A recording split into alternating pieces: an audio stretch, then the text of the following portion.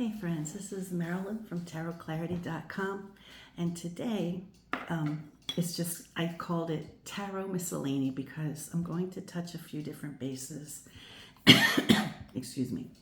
And I don't think I'll break into any rants. And speaking of rant, my rant video, I don't know what happened.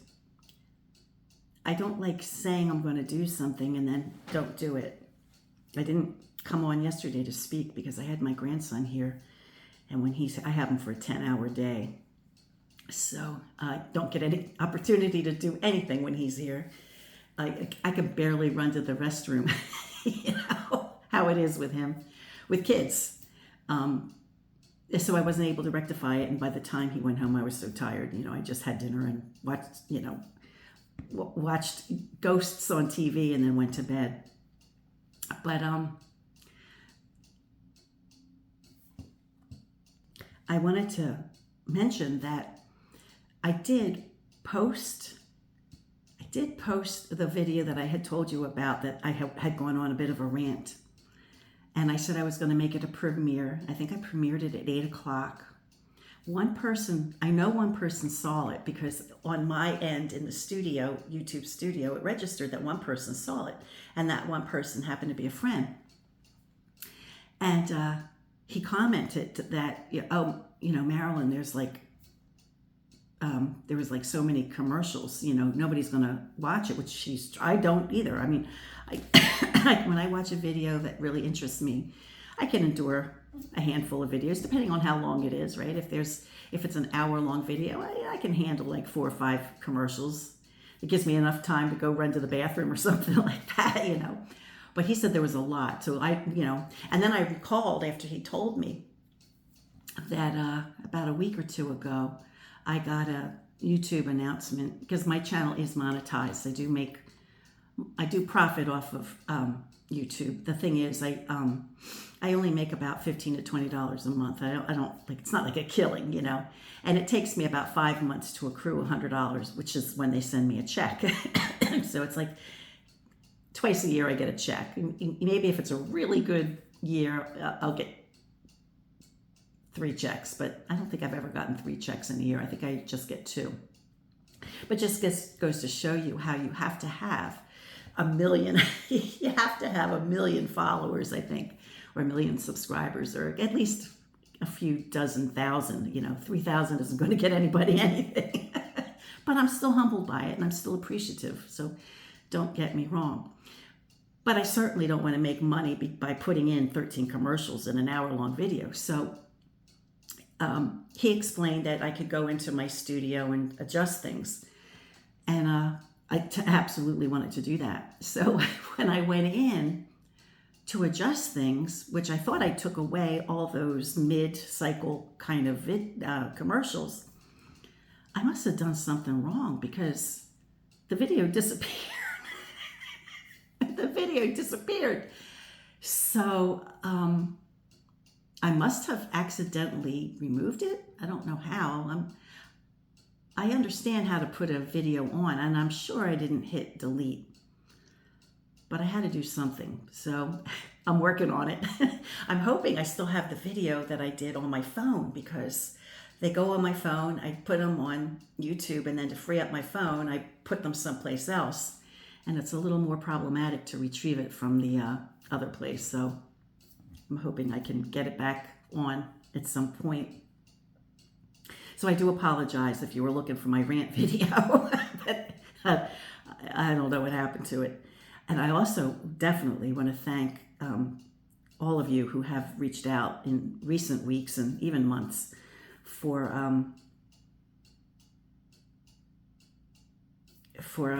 buy me a coffee and super thanks and stuff like that. I want to thank these people by name. I wrote them down. Most recently, Megan, for her $50 donation and a yearly membership. That's awesome. I thank you. And someone who calls themselves Someone, and Caroline, who donated twice, and Dorothy and Anna. And this is all like within recent. I just started doing it about 3 months ago. And So thank you, all of you. And I'm not saying this to plug it to anybody else, but you should acknowledge people who do good things, and I want to acknowledge them because their generosity is humbling. They're very humbling. And for all of you who have ever given me super thanks, thank you for that too. I wanted to, I'll mention it. Oh, I'm going to write it down so I don't forget. Give me a second. I wrote it down so I won't forget. We all know that I forget stuff.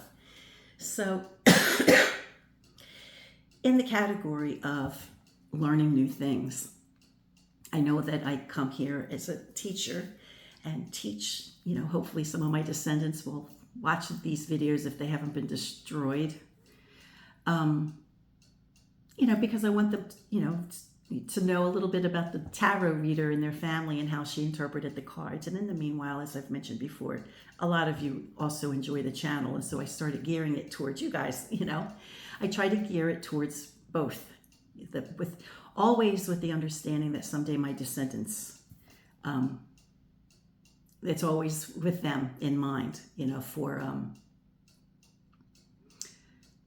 getting a glimpse into this wacky ancestor, but also to understand a slice of life as it happens in real time, and also this art of interpreting the cards, which didn't start with me and our family, as many of you know who've been with me for a while. It started perhaps even before Josefa, but as far as I know, it started with Josefa, who was my great-grandmother, my maternal great-grandmother.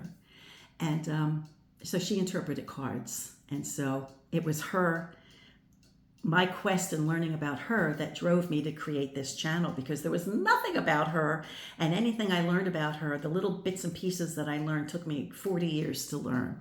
And it shouldn't take that long to learn about your ancestors. So that's why I created this channel. Okay, now I digressed a little bit, as is wont with me. Even though I started this channel, and part of this channel it's listed as educational, and I do want to educate, and one of the reasons that I don't have a membership on this channel, it's free. You see all the videos that I publicly put out there. There's a few that are on unlisted and private, because I don't think it's for the greater good to release them. But for the most part, most of the, I have probably close to 600. I haven't noticed. It's well over 500, maybe 600 videos that are public. And the reason I don't require a membership at this time, even though it would be helpful, is because I am an educator. One of the signs that I had in my classroom was, information is knowledge, knowledge is power. To try to instill the fact that having an insatiable thirst for learning is what makes you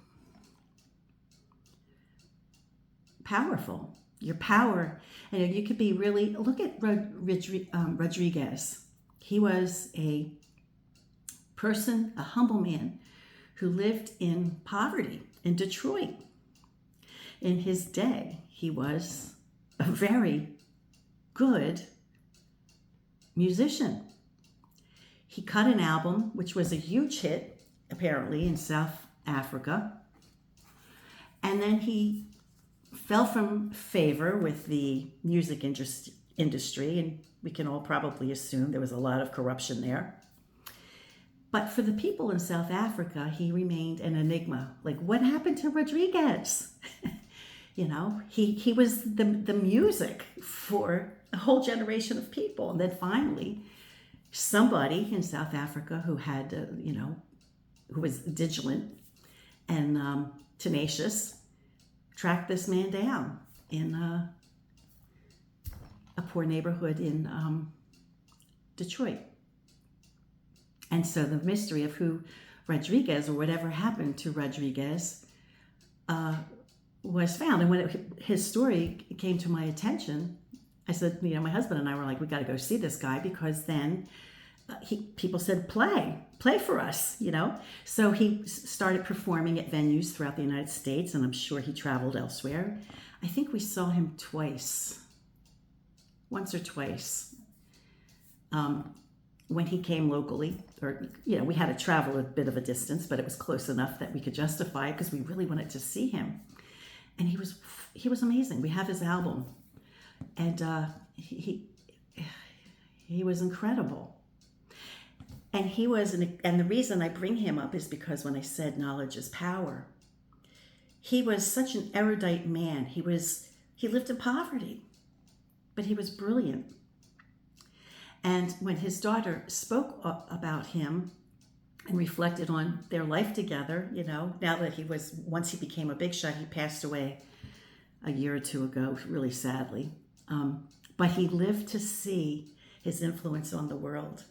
And he lived to see how much he meant to so many people, But at any rate, the daughter had spoken while he was still alive, reflecting that when they were children, they were poor, but he always made sure they had library cards, and he always took them to the library, and he exposed them to the best music, and poetry. And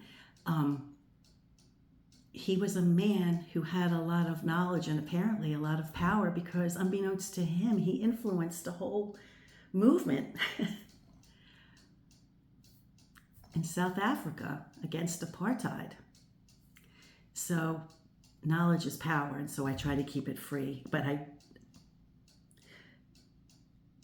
obviously have set up to, get super thanks, and I obviously set myself up to get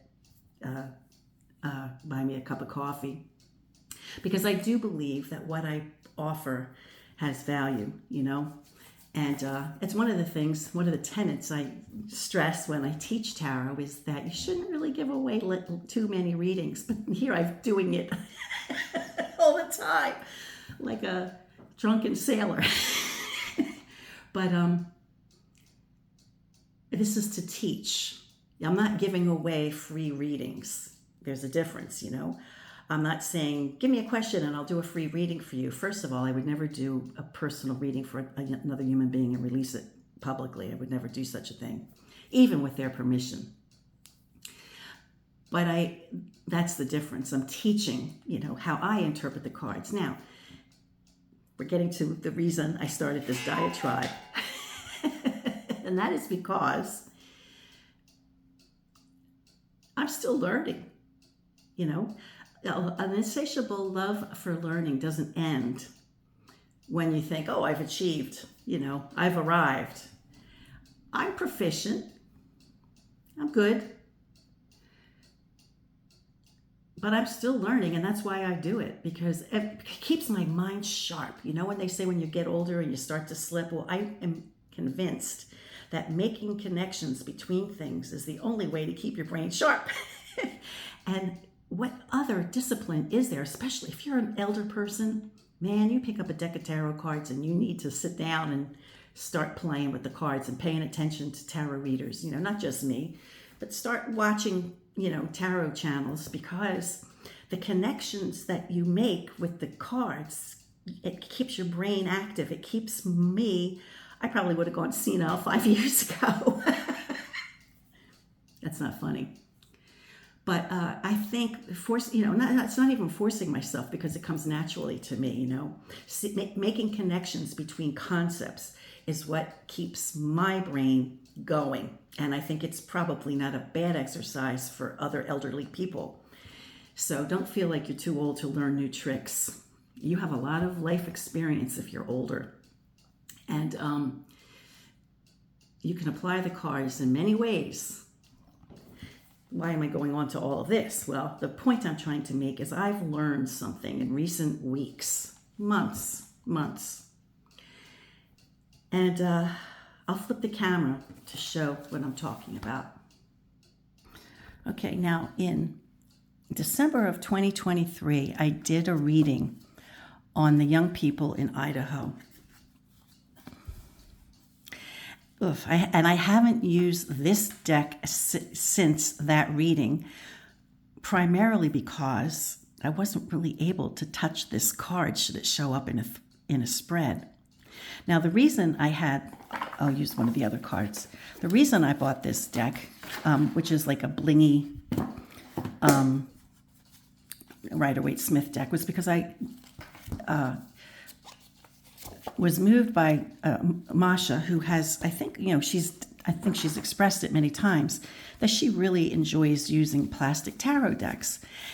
And I really wanted to see how I enjoyed using plastic tarot decks, But the Rider-Waite's, the Pip style decks or the TDM decks, if they bother to produce one or make it available in plastic, it's so astronomically crazy expensive that I just wasn't going to justify. So I could get and anybody can go on Amazon, which I know we're all boycotting, but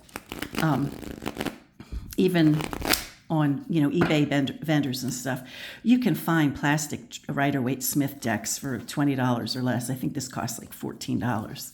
So I thought I'm going to buy it because I really want to see how the cards handle, and they handle great. I love them. I just love them. And I know they're not beautiful handcrafted decks, but they are good choices when you have grandchildren with sticky fingers and you want to teach them tarot and they touch your cards. I don't want them touching my maternal, you know what I'm saying? So I wanted, I wish I had, Pip style cards that were plastic, but I don't. I just have these, and I'll probably buy another Rider-Waite-Smith one that I see in plastic also, because it will allow me to use a plastic deck without using this. Now, why do I have a problem with this deck? And what's it have to do with Idaho? And I'm going to hold it because for you to see it. The reading I did, and I will link the video to that video below. And it's been over a year that I did that. But the focus of the reading for that video was the motive. What was the motive? And it was a really good video. And the Magician card came up twice. Once in play for the perps row. There was a row for, it was weird how it worked out. There was a row for the couple, and there was a row for the girlfriends, the two friends that were together in the room, that were read room together. I don't want to say words that might take away, to bring any attention to myself. I kind of like to slip under the radar. And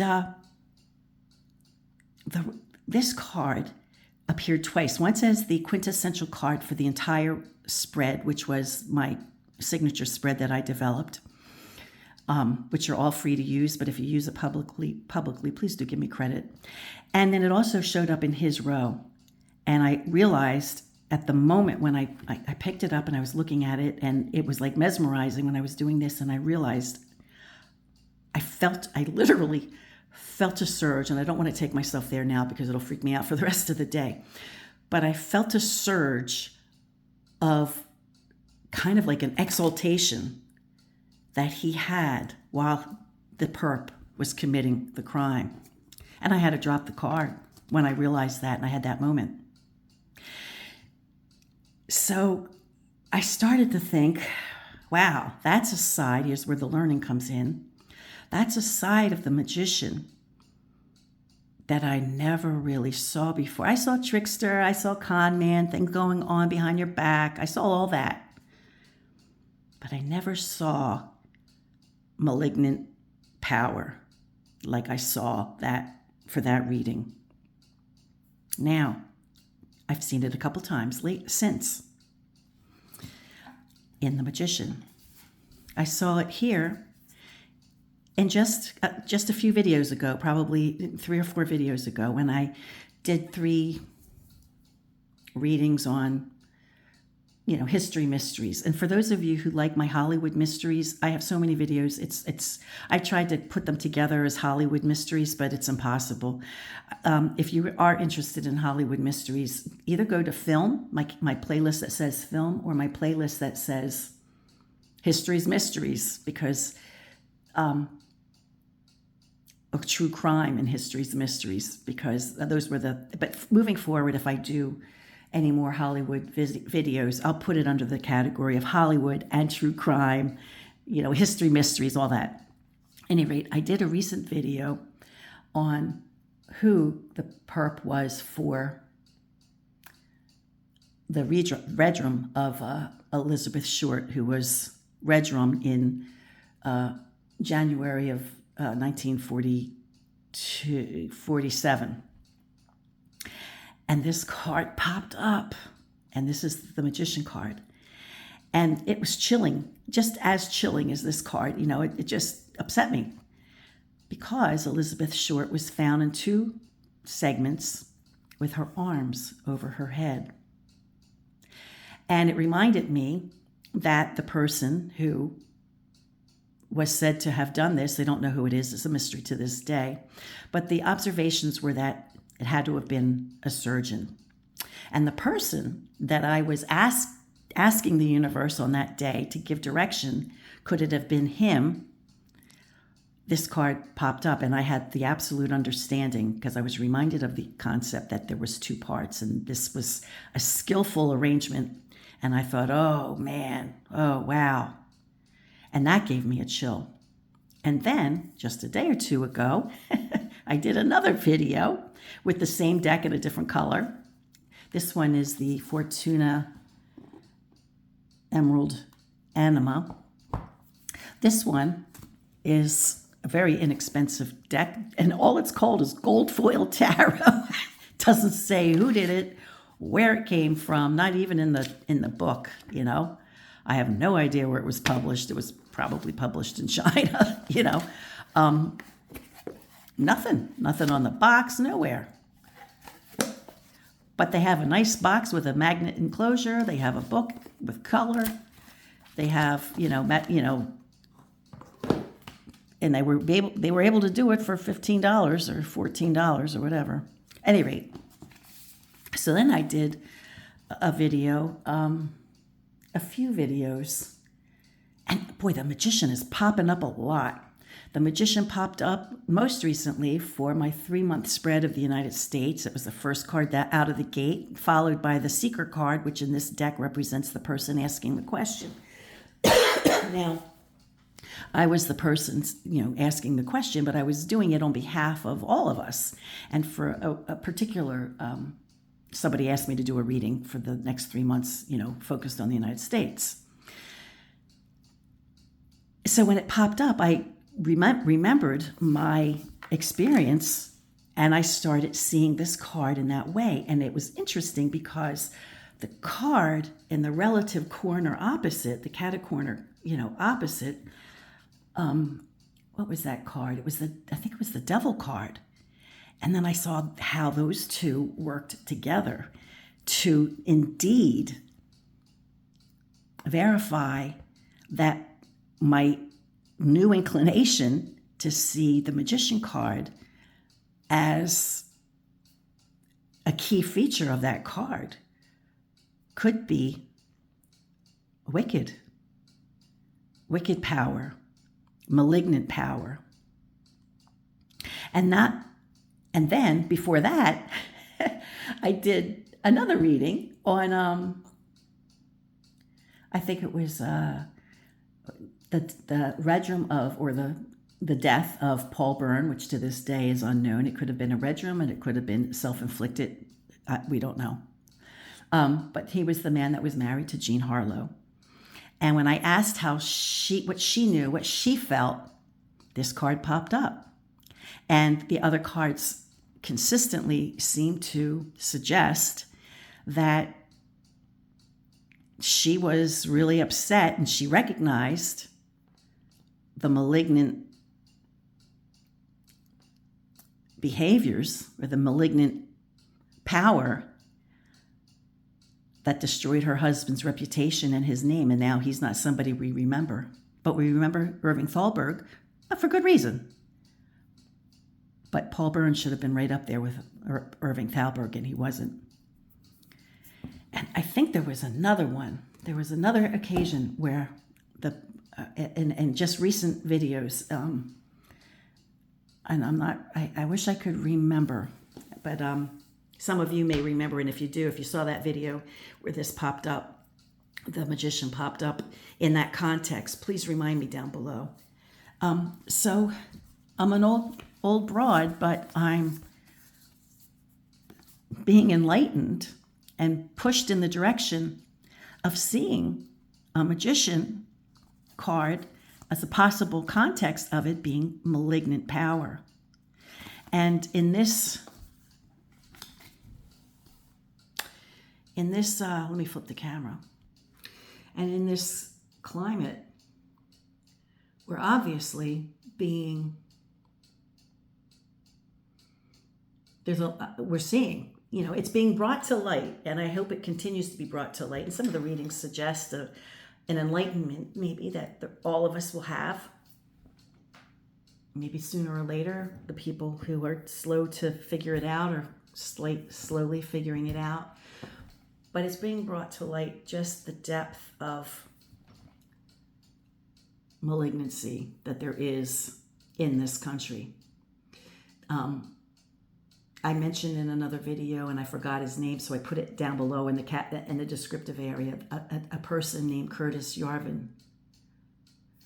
And I think the book was Dark Enlightenment, and it describes in detail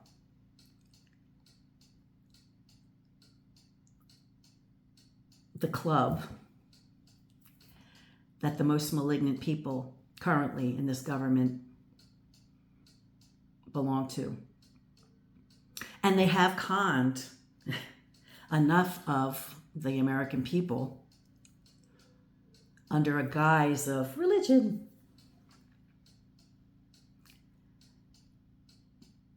And I have nothing against anybody who has, I have religious and spiritual beliefs. I do. But I don't think the country should be run on them, And I don't even push them on my children. I don't push them on my grandchildren. It's just who I am. And if they want to participate when I celebrate certain things, they're welcome to join me. If their parents say it's okay. And if they don't, they don't. Just the way. But nobody's spiritual beliefs should be ever shoved down anybody else's throat, ever. There's a separation of church and state, which is not happening anymore in this country. And it's all under the guise of fake religion. It's not even sincere. It's not even real. And that's the part. Okay, I'm going off on another diatribe, so I want to stop. Oh, and the video that I'm linking down below on the regime of the Idaho students to give you an idea of how long and hard it is to make money on YouTube. I think that was probably my most viewed video I ever made, ever, I think, I could look at them and see, but I had over 10,000 views. I had over 10,000 views on that video. So I thought, let me see how much money, how much income that video brought in, Now it's over. It was done in December of 23, so it's not quite 2 years old. But it generated, what did I write down? $31.86. $31.86 in earnings over the course of almost 2 years for 10,000 views. So even if somebody's got 10,000 views, they're not bringing in a lot of money. Certainly can't. Yeah, but it just goes. I just want to show you. I just want to show you. When you think somebody's monetizing, they're bringing in a lot of money. Don't quit your day job. Clearly don't quit your day job. But and some people have. Some people have. Focused on their channel, and it's really slick, and they have a lot of technical savvy. I can't even manipulate commercials without deleting a video, so I'm not that person with technical savvy, but but some people who have a lot of technical savvy and know-how they create very posh and slick, channels that reach, 20, 30,000 subscribers within a year. I mean, I've been here since 2016 and I have 3,000, and I love every one of you. Thank you so much I almost have 3,100. I'm like 4 away from 3,100. And I appreciate every last one of you, so thank you. But I just want to show how, if you're the average Joe and you don't have a lot of, savvy, I think you have to have a lot of savvy technical know-how, and maybe you have to know people who can help you out. But if you're just the average Joe with a good channel, you're not going to probably make a whole lot. I mean, I think I have a good channel, but, and that's fine. I'm okay. I'm okay with not having a huge, I'd like to have more, because I'd like to, especially with these times being what they are, I'd like to generate some income for myself, but I'm okay for sliding under the radar too. I've slid under the radar most of my life. It's my superhero power. They don't see me coming. Anyway, until next time, friends. Peace, stay well, be kind.